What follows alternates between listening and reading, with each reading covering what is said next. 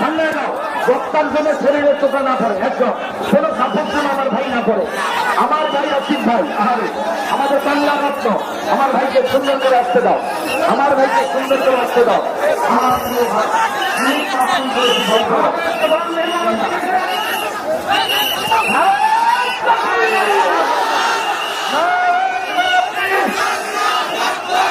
মেহমানের আগমন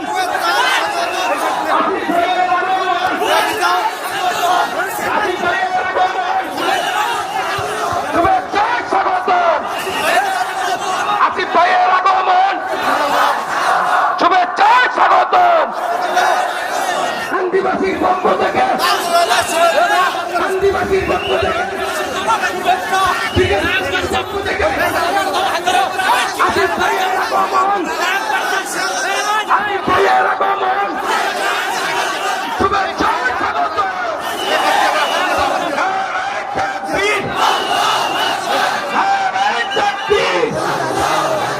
আসিফ ভাইয়ের আগমন আসিফ ভাইয়ের আগমন আদিবাসীর পক্ষ থেকে শুভেচ্ছা সম্মানিত তিনি ভাই সাহেব আমরা ধৈর্য সহকারে বসে পড়ি আমাদের প্রধান মেহমান আমাদের মধ্যে উপস্থিত এখন আপনাদের কাঙ্ক্ষিত মেহমানের কথা শুনবো আপনাদের বাদ মাগরিব যে পরিমাণ লোক দেখতে পাচ্ছি আমার তো মনে হয় রাত 10টায় মাহফিল হলে পুরো এলাকাটা ব্লক হয়ে যেত কোরআন প্রেমিক জনতার ঢল দিয়ে, তাই না যুবক ভাইরা? আমার হাতে যে কিতাবটা দেখতে পাচ্ছেন কিতাবটার নাম কি ভাইজান? আওয়াজটা রংপুরের হয় নাই, আর একবার কিতাবটার নাম কি ভাইজান? আল কোরআন। এটা আমাদের কলিজা, এটা আমাদের হার্ট, এটা আমাদের হৃদয়। এটা থাকলে জীবনটা সুন্দর, এটা নাই জীবনটা সুন্দর হতে পারে না। দেশকে যদি সুন্দর করতে চান, রাষ্ট্রকে যদি সুন্দর করতে চান, জাস্ট গণতান্ত্রিক আইন দিয়ে রাষ্ট্রে শান্তি কায়েম করা যাবে না। রাষ্ট্রকে যদি সুন্দর করতে চান, আগামীর পার্লামেন্টটা চলতে হবে আল্লাহর কোরআনের সংবিধান দিয়ে রং করতে হবে। আজকে আমাদের তাফসিরের বিষয় হচ্ছে কোরআনের পরিচয়।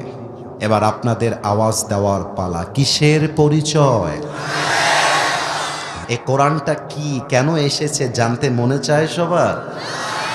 আমাদের জীবনের সবচেয়ে বড় ভুল কি জানেন পীরগাছার ভাইয়েরা? আমি বলে দিচ্ছি, the biggest mistake of life. যে ভুলটা আমাদের জীবনের সবচেয়ে বড় ভুল, ওই ভুলটা যে বড় ভুল এটা আমরা জানিই না। আর মানুষ যখন অন্যায় করে, অন্যায় করাটা এক অন্যায়, অন্যায়কে অন্যায় না মনে করা এটা আরো বড় অন্যায়। আমি রাতের বেলা পর্নোগ্রাফি দেখছি, এটা এক অন্যায়, কিন্তু পর্নোগ্রাফি দেখার পরেও আমার মাঝে পাপ করার অনুভূতি আসলো না, আমার মনে কষ্ট আসলো না। আমি যে পর্নোগ্রাফি দেখেছি, আমার বন্ধুর সঙ্গে প্রাউডলি গল্প করলাম। পর্নোগ্রাফি দেখা এক অন্যায়, আবার এই অন্যায়কে হাসি মুখে অপরকে বলা এটা আরো বড় অন্যায়। আমার কোনো মেয়ের সাথে অবৈধ সম্পর্ক আছে, হারাম কোনো রিলেশনশিপ আছে, এটা একটা অন্যায়।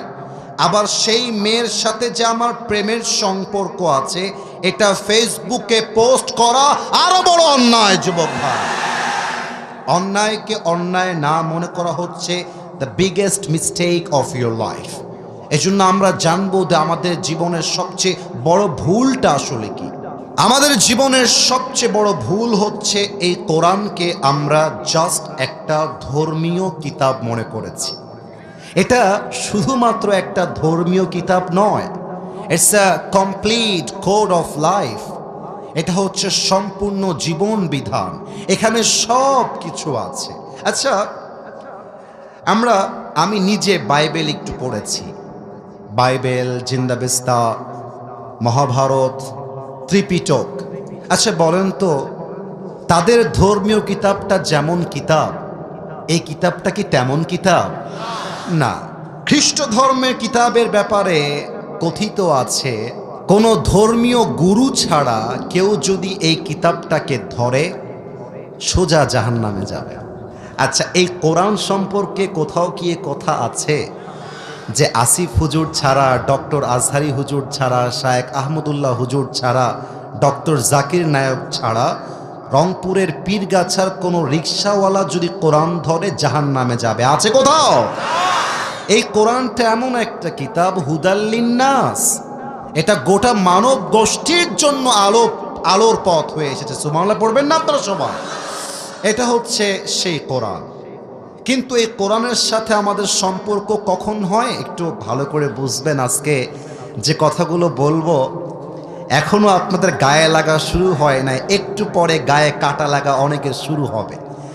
আমার ওয়াজের কথায় যদি কারো গায়ে কাটা লাগা শুরু হয়ে যায়, বুঝবেন সে নামে মুসলমান হতে পেরেছে, কাজে সে মুসলমান হতে পারে না। এই কোরআনের সাথে সম্পর্ক কখন হয়?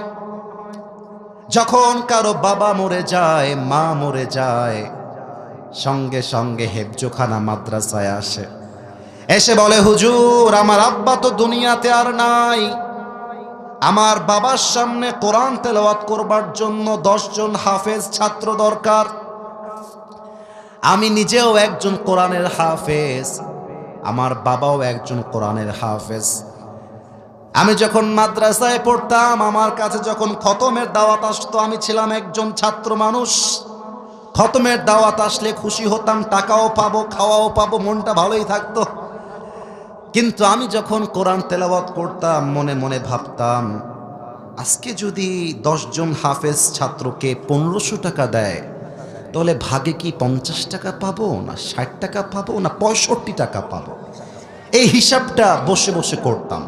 আল্লাহর কসম রংপুরের ভাইরা, কয় টাকা পাবেন এই হিসাব করে কোরআন তেলাওয়াত করলে কোনো সওয়াব আপনার আমল নামায় অ্যাড হবে না। এই কোরআনটা মরা মানুষের সামনে তেলাওয়াত করবার জন্য আসে নাই, এই কোরআনটা এসেছে পুরো বিশ্বে একটা ইসলামী বিপ্লব করবার জন্য এই কোরআনটা এসেছে, ঠিক কিনা? আচ্ছা, এবার আসুন আমরা কোরআনের সঙ্গে কিছু কথা বলবা আপ্রাণ চেষ্টা করি। দেখা যাক কোরআন আমাদেরকে আজকে কি কি মেসেজ দিতে পারে। আচ্ছা, একটা কথা আপনাদের কাছে প্রশ্ন করতে চাই, আমাদের ভাষা কি ভাষা? তো বাংলা ভাষা। এত আস্তে বললে তো হইল না, গৌরবের বিষয়। আমাদের ভাষার নাম কি ভাষা? বাংলা ভাষা। যদি আপনাদের বাড়িতে আগামীকাল সকালবেলা ডিসি অফিসের একটা চিঠি আসে, কিংবা জজ কোর্ট থেকে একটা চিঠি আসে, যে চিঠির ভাষা ইংরেজিতে, আপনার সামনে যখন চিঠিটা আসবে আপনি ইংরেজি বোঝেন না, আপনার মাথা চক্কর দেওয়া শুরু হয়ে যাবে। কিরে বাবা, এটা কি আমাকে গ্রেফতার করবার চিঠি, নাকি এটা আমার সম্পদকে লুণ্ঠন করবার চিঠি? এটা আসলে কিসের চিঠি? এই চিঠির অর্থ বোঝার জন্য আপনার মনটা ব্যাকুল হয়ে যাবে। এরপরে যেহেতু আপনি ইংরেজি ভাষা বোঝেন না, আপনি যাবেন তার কাছে যে ইংরেজি ভাষা বোঝে। যতক্ষণ পর্যন্ত এই চিঠির অর্থ না বুঝবেন, ততক্ষণ পর্যন্ত আপনি আপনার মনের ভেতরে শান্তি খুঁজে পাবেন না। সামান্য একটা ডিসি অফিসের চিঠি, সামান্য একটা জজ কোর্টের চিঠি পাওয়ার পরে আপনার মনটা এত বেকুল হয়ে গেল অর্থ বোঝার জন্য। কিন্তু এত বড় জমিনটার মালিক, এত বড় আকাশটার মালিক, আপনার মালিক, আমার মালিক, পুরো পৃথিবীর মালিক একটা চিঠি দিলেন, যে চিঠির নাম আল কোরআন। এইটা জানতে আপনার আগ্রহ তৈরি হলো না? আমি যদি বলি আজকে ফজরের পরে কয়জন কোরআন তেলাওয়াত করেছো, হাত কিন্তু খুব বেশি উঠবে না। আচ্ছা, হাত যদি 20টা উঠে, আমি যদি বলি কোরআনটা তেলাওয়াত করার সময় অর্থ কয়জন বুঝেছেন, হাত আরো কমে যাবে। আচ্ছা, আমি যদি বলি অর্থ বুঝেছেন মাশাআল্লাহ, আমল কয়জন করেছেন, হাত আরো কমে যাবে। আমি যদি বলি নিজে তো আমল করেছেন, পার্লামেন্টে নেওয়ার জন্য কয়জন উদ্যোগ নিয়েছেন, আগামীর রাষ্ট্র কোরআন দিয়ে চলবে, কয়জন তার জন্য স্লোগান দিয়েছেন, দেখবেন হাত কমতে কমতে 0 হয়ে যাবে। আমি প্রশ্ন করব না, আমি কাউকে ছোট করব না। আজকে আমরা জানবো এই কোরআনটা কি, কেন এসেছে, এ কোরআন দিয়ে বিপ্লব করব কেমন করে, এ কোরআন দিয়ে দেশটা চললে কেমন হবে, এ কোরআন দিয়ে দেশ চললে নারীর ইজ্জতের কি হবে, এই কোরআন দিয়ে দেশ চললে পার্লামেন্টটা কেমন হবে, এই কোরআন দিয়ে দেশটা চললে আগামীতে কেউ যদি রাস্তায় কাউকে খুন করে পালিয়ে যায় তার বিচারটা কেমন হবে, এই কোরআনের আইন মানলে একজন যুবকের বিয়েটা সহজ কেমন করে হবে। আসুন আমরা কোরআনের সঙ্গে কথা বলি। আমাদের কোরআনের পাখি আল্লামা দেলোয়ার হোসেন সাঈদী হুজুর, আমাদের কলিজার মানুষ, আমাদের ভালোবাসার মানুষ। আল্লামা সাঈদীর একটা ওয়াজ আছে, ওয়াজের টাইটেল হচ্ছে কোরআনের পরিচয়। এই ওয়াজ যদি কোনো মানুষ শোনে, আমি একজন ছোট্ট দিনের দায়ী হিসেবে বলবো কোরআনটা চিনতে তার আর বাকি থাকবে না। কোরআনকে যদি আমরা প্রশ্ন করি, কোরআন বলো তো তোমাকে নাজিল কে করলো, কে নাজিল করেছে তোমাকে, কোরআন তার জবাব দিচ্ছে তানজিলাম মিম্মান খালাকাল আরদা ওয়াস সামাওয়াতিল উলা। আমাকে নাজিল করেছেন তিনি, যিনি এই আকাশের মালিক, যিনি এই জমিনের মালিক। বলেন সবাই সেই রবকে। আল্লাহ আমার রব। ভয় পাইলেন কেন? আবার গান, আল্লাহ আমার রব। দমে দমে তনু মনে তারি অনুভব, তোমার দুনিয়াতে আমি যেদিকে তাকাই অথই নেয়ামতে ডুবে আছি সবাই। পাখপাখালির কণ্ঠে শুনি তাসবি কল রব, তাসবি কল রব। আল্লাহ আমার রব, এই রবই আমার সব। বলেন সবাই তিনি কে? This Quran has been sent by him who has created the heavens and earth. এই কোরআনটা নাজিল করেছেন তিনি, যিনি পুরো পৃথিবীর মালিক, আকাশের মালিক, জমিনের মালিক। আচ্ছা তাই তোমাকে আল্লাহ তাআলা নাজিল করেছেন? ওকে, আই গট দ্য আনসার। আচ্ছা কোরআন, দ্বিতীয় প্রশ্ন, সেকেন্ড কোয়েশ্চেন টু ইউ, তোমাকে নাজিল কার উপরে করা হয়েছে আমাকে উত্তর দাও। কোরআন তার জবাব দিচ্ছে ওয়া আমিনু বিমা নুজ্জিলা আলা মুহাম্মাদ। ঈমান আনো তার উপরে যে আমি আল্লাহ রাব্বুল আলামিন তোমাদের প্যারা হাবিব মুহাম্মাদুর রাসূলুল্লাহ সাল্লাল্লাহু আলাইহি ওয়াসাল্লামের উপরে নাজিল করেছি। তাও তো সুবহানাল্লাহ পড়তে পারলেন না আপনারা। আচ্ছা, তুমি আমাদের নবীর উপর নাজিল হয়েছে কোরআন। আচ্ছা কোরআন, এবার তুমি বলো তো, তুমি যেদিন নাজিল হয়েছিলে এটা কোন মাস ছিল? তুমি কোন মাসে নাজিল হয়েছ? কোরআন তার জবাবটাও দিচ্ছে শাহরু রমাদান আল্লাযী উনজিলা ফীহিল কুরআন। আমি এমন একটা কিতাব, যেই কিতাবকে রমজান মাসে পৃথিবীতে নাজিল করেছে একজন, তিনি কে? আচ্ছা, তার মানে তুমি রমজান মাসে নাজিল হয়েছ। আচ্ছা এবার তুমি আমাকে বলো তো, তুমি কি নাজিল হয়েছিলে দিনের বেলায় নাকি রাতের বেলায়? কোরআন তার জবাবটাও দিচ্ছে। কোরআন তার জবাব দিচ্ছে ইন্না আনজালনাহু ফি লাইলাতিল কদর। I have sent this Quran on a blessed night. আমি এই কোরআনটাকে নাজিল করেছি এক মহা বরকতপূর্ণ রাতে, যেই রাত জেগে কেউ যদি ইবাদত করে, হাজার মাস ইবাদত করলে যেই সওয়াব হবে তার চাইতে অধিক সওয়াব আল্লাহ তার আমলনামায় লিখে দিবে। তাও তো সুবহানাল্লাহ কইতে পারলেন না। আচ্ছা, তার মানে তুমি কদরের রাতে নাজিল হয়েছ। আচ্ছা কোরআন আমার পৃথিবীতে আসার একটা উদ্দেশ্য আছে। যেমন আমাকে যদি কেউ বলে যে আসিফ হুজুর আপনি এই মাহফিলে কেন এসেছেন, আপনার উদ্দেশ্য কি, হোয়াট ইজ ইউর পারপাস? আমি বলবো হাজার হাজার মানুষ আমার অপেক্ষায় আছে, আমি কোরআন থেকে তাফসির করতে এই মাহফিলে এসেছি। That is my purpose, that is my intention, এটাই আমার উদ্দেশ্য। আচ্ছা রংপুরের পীরগাছাবাসী আপনারা কেন এসেছেন? উত্তর হবে হুজুর আমরা কোরআন থেকে তাফসির শুনবার জন্য এসেছি। কথা ভুল বললাম না? ঠিক। আপনি যদি একটা ব্যাংকে যান, ব্যাংক ব্যাংকের অফিসার বলছে আপনি কেন এসেছেন, আপনাকে how can I help you, আপনাকে সহযোগিতা কেমনে করবো বলেন স্যার। আপনি বলবেন যে স্যার আমি তো জানি না কেন এসেছি। এবার একটা পাগলা নাকি রে, বের করে। তার মানে কি, আপনি যেখানে যাবেন প্রত্যেকটা জিনিসের একটা উদ্দেশ্য আছে, একটা মিশন আছে, একটা ভিশন আছে, একটা গন্তব্য আছে রে ভাই। আচ্ছা কোরআন, তোমার ভিশনটা কি, তোমার টার্গেট কি, তোমার উদ্দেশ্য কি, আমাকে জবাব দাও। সূরাত ইব্রাহিম আল্লাহ রাব্বুল আলামিন বলেন, কিতাবুন আনজালনাহু ইলাইকা লিতুখরিজান নাসা মিনায-যুলুমাতি ইলান নূর। O my prophet, I have sent this Quran to you just to lead the mankind out of darkness into the light. নবী হে, এই কোরআনটা আপনাকে কেন দিয়েছি আপনি কি জানেন? এই কোরআনটা আপনাকে এই জন্য দিয়েছি যাতে করে আপনি অন্ধকারচ্ছন্ন মানুষগুলোকে, জাহান্নামী মানুষগুলোকে জান্নাতি মানুষ বানাতে পারেন। এই জন্য আমি আল্লাহ কোরআনটা নাজিল করেছি। তাও তো সুবহানাল্লাহ কইতে পারলেন না আপনারা মিয়া। আচ্ছা, তার মানে তুমি আমাদেরকে জান্নাতি বানাবার জন্য এসেছো। এখন যদি আমি কোরআনের দিকে তাকাই বলি, কোরআন, আচ্ছা কোরআন, আমি যদি দেশে চলতে চাই আমার অর্থনীতি লাগবে, রাষ্ট্রনীতি লাগবে। আমি যদি দেশে শান্তি কায়েম করতে চাই তবে আমার রাজনীতিও লাগবে।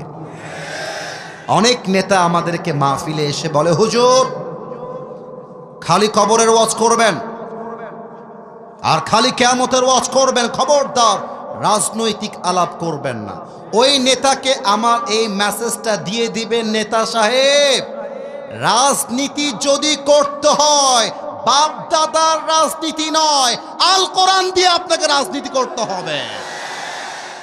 আচ্ছা কোরআন, আমি যদি অর্থনীতি তোমাকে দিয়ে করতে চাই, রাজনীতি তোমাকে দিয়ে করতে চাই, তোমার কাছে কি এমন কোনো কথা আছে যা দিয়ে আমার পার্লামেন্ট চলবে, যা দিয়ে আমার দেশ চলবে, যা দিয়ে ব্যাংক চলবে, যা দিয়ে রাষ্ট্রনীতি চলবে? কিছু কি আছে এমন কথা? আমাকে বলে দাও তো। কোরআন তার জবাব দিচ্ছে কি, বোঝার চেষ্টা করবেন। আউযু বিল্লাহি মিনাশ শাইতানির রাজীম। ونزلنا عليك الكتاب تبيانا لكل شيء وهدى ورحمة وبشرى للمسلمين. I have sent this Quran which is explaining everything in this world and the next. আমি আল্লাহ এমন একটা কিতাব নাজিল করেছি যেই কিতাবে তোমার যা লাগবে এমন কথা নাই যা আমি আল্লাহ বলে দেই নাই। তাও তো সুবহানাল্লাহ কইতে পারলেন না আপনারা। আচ্ছা তাই নাকি? তাহলে বলো তো, রাজনীতির মূল তন্ত্র কি হওয়া দরকার? পার্লামেন্টের মূল তন্ত্র কি হওয়া দরকার? রাজনীতির মূল নীতি কি হওয়া দরকার? আমাকে সাম টিপস দাও, কিছু আদর্শ দাও, কিছু সাজেশন দাও। আসুন, আমরা কোরআনের ওষুধ নেই, কোরআনের মেডিসিন নেই। আচ্ছা, ডাক্তারের কাছে যখন যান বলেন স্যার খুব জ্বর, নাপা দিবে। বলবেন স্যার সর্দি লেগে গেছে, নাক দিয়ে পানি পড়তেছে, আপনাকে হিস্টাসিন দিবে। যদি বলেন আপনার মাথায় ব্যথা, আপনাকে টাফনিল দিবে। কোরআনটা এমন একটা কিতাব যেখানে যা লাগবে, যতটুকু লাগবে, যেভাবে লাগবে সেভাবেই আল্লাহ দিয়েছে। সুবহানাল্লাহ পড়বেন না আপনারা সবাই? আসুন আমরা জেনে নেই কোরআনের রাজনীতির মূল নীতি কি। আউযু বিল্লাহি মিনাশ শাইতানির রাজীম। ইন্নাল্লাহা ইয়া'মুরুকুম আন তু'আদ্দুল আমানাতি ইলা আহলিহা وَإِذَا حَكَمْتُمْ بَيْنَ النَّاسِ أَن تَحْكُمُوا بِالْعَدْلِ. Allah says in this ayah, give people back what they deserve in their lives. And whenever you judge between people, you have to judge with justice. Allah বলছেন যে যার যোগ্য তাকে তা ফিরিয়ে দাও, এবং তোমরা যখন মানুষের মাঝে বিচার করবা ইনসাফ ভিত্তিক বিচার করবা। তার প্রমাণটা দিচ্ছি এই মাহফিল থেকে, প্রমাণ দিব। কালো গেঞ্জি, তুমি দাঁড়াও দেখি ভাই, তুমি তুমি তুমি না, তার পেছনে। হ্যাঁ, তুমি দাঁড়াও, তুমি দাঁড়াও, ভয় নাই, ভয় নাই, ভয় নাই, দাঁড়াও। আচ্ছা, তুমি দাঁড়াও, সমস্যা। তোমার নাম কি বাবু? তুমি বসো, বসো। হ্যাঁ, তোমার নাম কি? মামুন। আচ্ছা, এই রংপুরের পীরগাছাবাসী, আমি কিন্তু কোরআনটাকে বাস্তবে বোঝাচ্ছি। ইটস জাস্ট অ্যান এক্সাম্পল, উদাহরণ দিচ্ছি। এই মামুনকে দেখা যায়?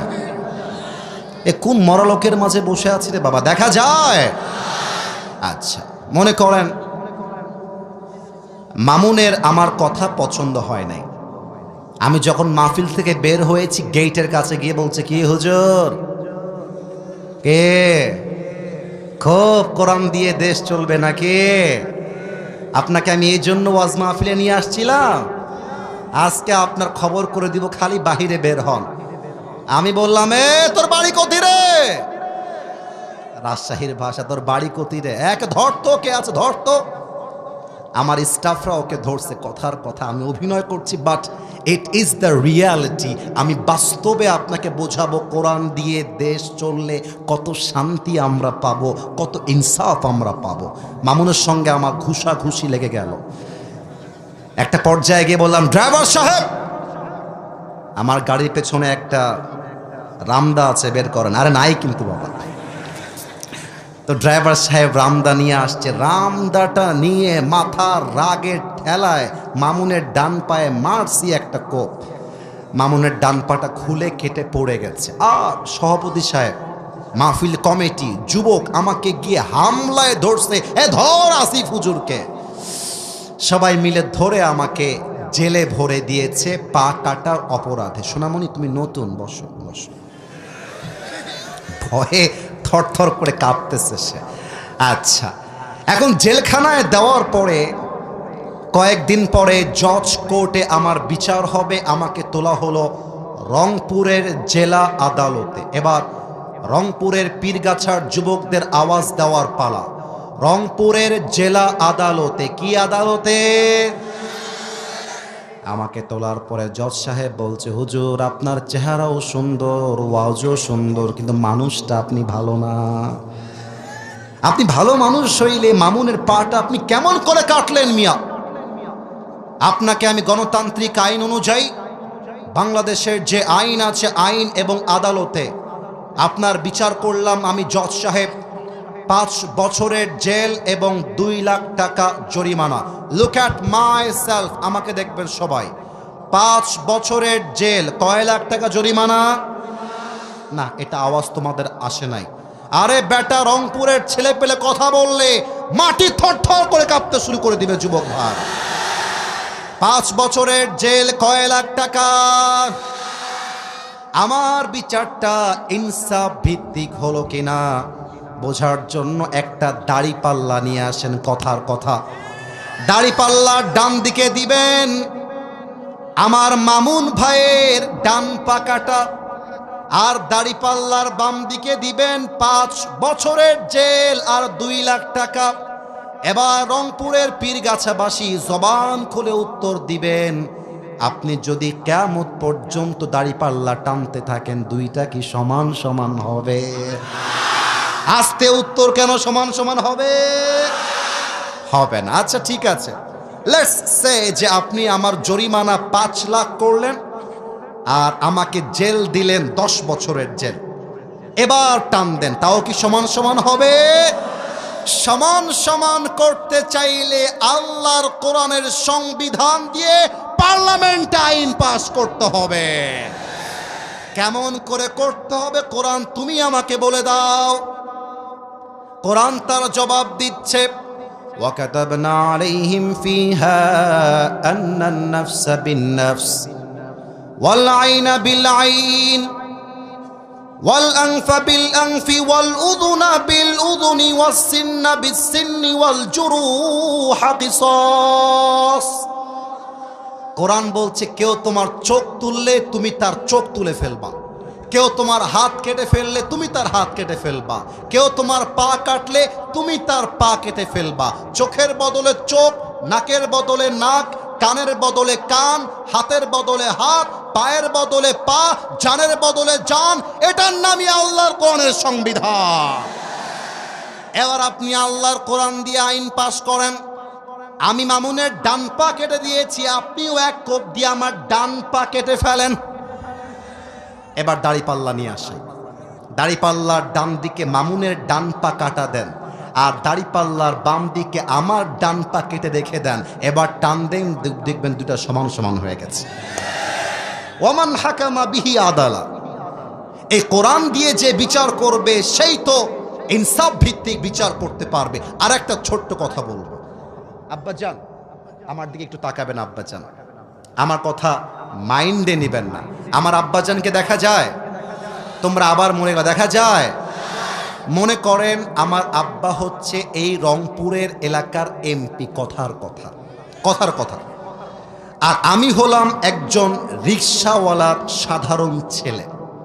এখন বাবার ছেলে হচ্ছে এইটা, তো সে যদি কোনো অন্যায় করে ফেলে তাকেও পুলিশ ধরবে, আমাকেও পুলিশ ধরবে। কোরআনের রাজনীতির অর্থ হচ্ছে এমপির ছেলের যেই বিচার হবে রিক্সাওয়ালার সেই বিচার হবে। রিক্সাওয়ালার ছেলের বিচার করবা একভাবে, আর এমপির ছেলের বিচার করবা স্বজন প্রীতি আর টাকা দিয়ে। এটার নাম আল কোরআনের বাংলাদেশ হতে পারে না আমার রংপুরের বাংলা। Same justice.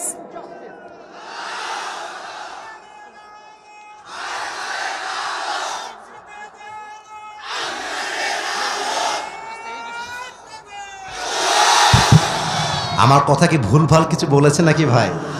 আর একটা ছোট্ট কথা বলে আমি আমার যুবকদের কথায় ফিরে আসতে চাই। আমি কিন্তু আবারও বলছি, আর তোমরা আমাকে সাক্ষী দাও, আমি কি একটা কথা আল্লাহর কোরআনের আয়াত ছাড়া বলেছি? একটা কথা দলিল ছাড়া বলেছি? আচ্ছা, কোরআনের রাজনীতির শেষ নীতি বলছি, লাস্ট নীতি। আমি আসিফ হুজুর যদি আগামীকাল পার্লামেন্টে এমপি হওয়ার জন্য মনোনয়নপত্র কিনে নেই, কথার কথা, 2026 সালের 12 ফেব্রুয়ারি নির্বাচন হলো, আমি পীরগাছারও একজন এমপি হয়ে গেলাম, কথার কথা। এখন এমপি হওয়ার পরে কথার কথা আমার কাছে বাজেট আসলো 5 কোটি টাকা, কোনো একটা মাধ্যমে পার্লামেন্ট থেকে এই বাজেটটা আমাকে দেওয়া হলো। এখন আমি যদি একটা ব্রিজ তৈরি করি পীরগাছার কোনো রোডে, এই ব্রিজ তৈরি করতে গিয়ে মিস্ত্রির বিল কয় টাকা, রডের বিল কয় টাকা, সিমেন্টের বিল কয় টাকা, বালুর বিল কয় টাকা, কোথায় লেগেছে, কেমন করে লেগেছে, প্রত্যেকটা টাকার হিসাব পাই টু পাই জনগণের কাছে বুঝায় দেওয়া, এটার নামই আল্লাহর কোরআনের রাজনীতি আমার রংপুরের ভাইরা। কোন নেতা যদি এই হিসাব দিতে পারে, হি ইজ দ্য লিডার। যদি কোন নেতা 50 কোটি পেয়ে 30 কোটি নিজেই খেয়ে ফেলে, ওই নেতা আমার নেতা হওয়ার যোগ্যতাই রাখে না রংপুরের ভাইরা। আচ্ছা কোরআন, এবার বলো তো, আমার বয়স 25, কিন্তু বিয়ে করতে চাইলে আব্বা আম্মা বিয়ে দিতে চায় না, আমি কি করতে পারি? আচ্ছা কোরআন, তুমি আমাকে বলো তো, আমি যেই মেয়েকে পছন্দ করি সেই মেয়েটার বয়স 17, তো পার্লামেন্টে নিয়ম আছে 18 বছর আগে বিয়ে করলেই নাকি জেল হয়ে যাবে। আচ্ছা কোরআন, তোমার কিছু নিয়ম আমাকে দাও, যে নিয়মে আগামীকাল সকালে আমি বিয়ে করতে পারবো। কোরআন কি বলছে খেয়াল করবেন। আমি খুব দুঃখ নিয়ে বলছি, শোনেন, মজা নয়, দুঃখ নিয়ে বলছি। আজকালকার হাজার হাজার যুবক মাদকাসক্ত হয়েছে রাইট টাইমে বিয়ে না দেওয়ার জন্য। আজকে হাজারো যুবক পর্নোগ্রাফিতে আসক্ত হয়েছে তার বাড়িতে বউ না থাকার জন্য। যুবক ভাইরা আমার, মেয়ের বাবা বলে আমার মেয়েকে বিয়ে করতে চাইলে 10 লাখ টাকা দেন, মোহর ছাড়া বিয়ে দিব না। মেয়ের বাবা বলে আমার মেয়েকে বিয়ে করতে হলে সরকারি চাকরি ছাড়া জামাই আমি নিব না। যেই মেয়ের বাবারা বলবে সরকারি চাকরি ছাড়া টাকা ছাড়া বিয়ে দিব না, মাথায় রাখবা ওই মেয়ের বাপের কপালে বুইরা টাকলা জামাই ছাড়া ভালো জামাই জুটে না। আর মেয়েদের যে কি হয়েছে আমি নিজেও বুঝি না। দিনদার দাড়িওয়ালা পছন্দ হয় না, গাঞ্জাখোর দেখলেই অনেক মেয়েদের পছন্দ হয়ে যায়। আচ্ছা তোমরাই কও, আমি যে কোরআনের কথা অনুযায়ী, আচ্ছা মাইকটা ফর আ লিটল বিট একটু আমি সময়ের জন্য হটাচ্ছি। আমার মুখে এইটা কি রংপুরের সাউন্ড হয়নি, এটা নাম কি? দাড়ি থেকে আমাকে আনস্মার্ট লাগতেছে? জোরে ক, আনস্মার্ট লাগতেছে, খ্যাত লাগতেছে। কিছু মেয়ে আছে দেখবা দাড়ি দেখলে গায়ের মধ্যে চুলকানি শুরু হয়ে যায়, জ্বালা পোড়া শুরু হয়ে যায়, বলে দাড়িওয়ালা কেমন যেন চাচা চাচা লাগে, ভালো লাগে না। মনে রাখবা যেই মেয়েদের দাড়িওয়ালা পছন্দ নয়, এদের জন্য বিটিএস এর হিজড়া ছাড়া সেকেন্ড কোনো অপশন আমার কাছে নয়। আরে যেই মেয়ে আমাকে দাড়ির জন্য বিয়ে করতে চায় না, সে তো আমার বাড়ির বউ হওয়ার যোগ্যতাই রাখে না। কোরআন বলছে ইয়াকুনু ফুকারা আয়ুগনিহিমুল্লাহু মিন ফাদলি। কোরআন বলছে তোমার চাকরি নাই, ব্যবসা নাই, পকেট ফাঁকা, আল্লাহর উপরে ভরসা করে একজন দিনদার মেয়েকে বিয়ে করো, তোমার ঘরের অভাবকে দূর করে দিবে একজন, তিনি কে? এখন কথা হচ্ছে অনেক যুবক বলবে হুজুর আমার বাবা তো মানতে চায় না, মেয়ের বাবা তো মানতে চায় না। যেই মেয়ের বাবারা স্টেজে আছেন, যেই মেয়ের বাবারা আমার সামনে আছেন, এবং যেই মেয়ের মায়েরা আমাকে প্যান্ডেল থেকে শুনছেন, বেশিরভাগ মেয়ের নষ্ট চরিত্র হওয়ার পেছনে তার মা বেশি দায়ী। রংপুরের পার্কে যত মেয়ে প্রেম করে বেড়ায়, তার 80% মেয়ে বোরকাওয়ালি প্রেম করে বেড়ায়। রংপুরের পীরগাছার ভাইরা এমন ভাবে বোরকা পরে দেখলে মনে হয় यार ये तो अभी के अभी जन्नत से भाग के दुनिया में आई है, माशाअल्लाह इतनी अच्छी लड़की कोई भी नहीं हो सकता।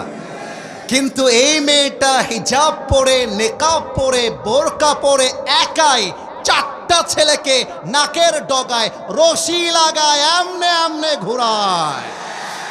এদেরকে দেখলে আমার বলতে মনে চায় উপরে ফিটফাট, ভেতরে পুরোটাই সদরঘাট।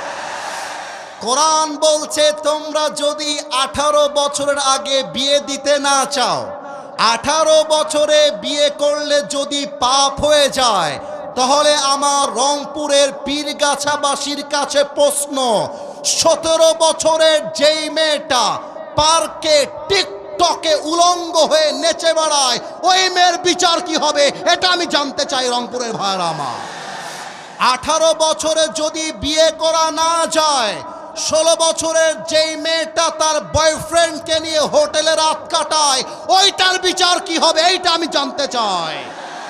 তার মানে বোঝা যায় দেশ চলছে জাস্ট নামে মুসলমান, বাট আইন চলছে পশ্চিমা সংস্কৃতির আইন।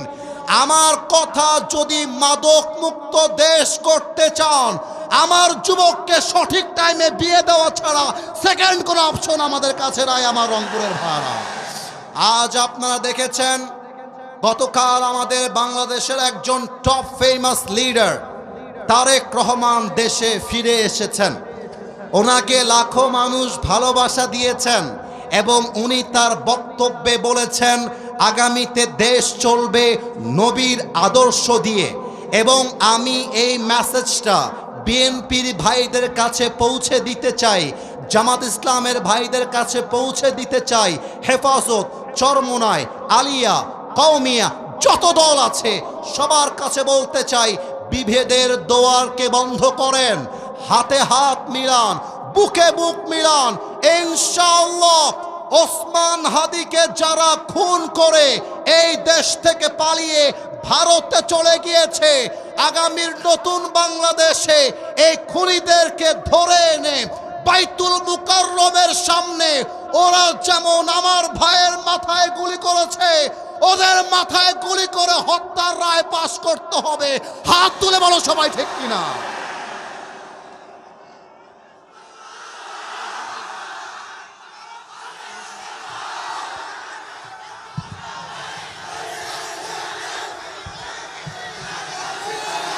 আমার প্রিয় রংপুরের ভাইয়ারা, আমার প্রথম পরিচয় আলিয়া নয়, আমার প্রথম পরিচয় কওমিয়া নয়, প্রথম পরিচয় আওয়ামী লীগ নয়, বিএনপি নয়, জামাত নয়। আমার প্রথম পরিচয় আমি মুসলমান ঘরের সন্তান। আমার প্রশ্ন ইন্টারিম গভর্নমেন্টের কাছে, আপনারা দেশের ক্ষমতায় থাকতে ওসমান হাদির খুনি ভারতে পালিয়ে যায় কেমন করে, এটা আমার জাতির কাছে জানতে মনে চায়। অতএব বিভেদের প্রাচীরকে ভেঙ্গে গুড়িয়ে দেন। আমাদের ধর্ম এক, কিতাব এক, রব এক, নবী এক। আসুন আমরা হাতে হাত মিলাই, আগামীর বাংলাদেশ হবে মদিনার বাংলাদেশ, আগামীর বাংলাদেশ হবে সোনালী বাংলাদেশ, আগামীর বাংলাদেশ হবে ইসলামের বাংলাদেশ, আগামীর বাংলাদেশ হবে আল্লাহর কোরআনের বাংলাদেশ। সবাই দুই হাত তোলেন, everybody raise your two hands. একটা কাশি দেন। আমি যা বলতে বলবো সবাই তাই বলবেন। You just have to repeat after me, whatever I will say you have to follow my words. আমি যা যা বলবো আপনারাও তাই তাই বলবেন। আল্লাহকে ডাক দেন, বলেন আল্লাহ। আওয়াজটা আস্তে হয়ে গেছে, রেজ ইউর ভয়েস, সিংহের মতো গর্জন দেন, বলেন আল্লাহ। তোমার কাছে আজ আমি দিল থেকে তওবা করছি। ও আল্লাহ, জোরে ডাকেন, ও আল্লাহ, তুমি আমার জীবনের সব গুনাহ মাফ করে দাও। পড়েন সবাই আওয়াজ দিয়ে আমিন। আর একবার ডাক দেন, ও আল্লাহ। ডানে আওয়াজটা কম পেলাম, আর একবার, ও আল্লাহ। আজ এই পীরগাছার মাটির থেকে তোমার দরবারে দিল থেকে নিয়ত করলাম, আজ থেকে এক ওয়াক্ত, জোরে বলেন, এক ওয়াক্ত নামাজ আর কখনো আমি, হাতটা উঁচু, হাতটা উঁচু, আমি যেমনে বলবো তেমনে বলবেন, ছাড়বো না। হাতটা নড়ে নাই, এটা ফুটেজ হবে, জোস আপনারা প্রমাণ করবেন। কথায় এক, রংপুরবাসী কাজেও এক, ঠিক কিনা বলেন? বলেন সবাই, ছাড়বো না। এবার আওয়াজ দিয়ে বলেন ইনশাআল্লাহ।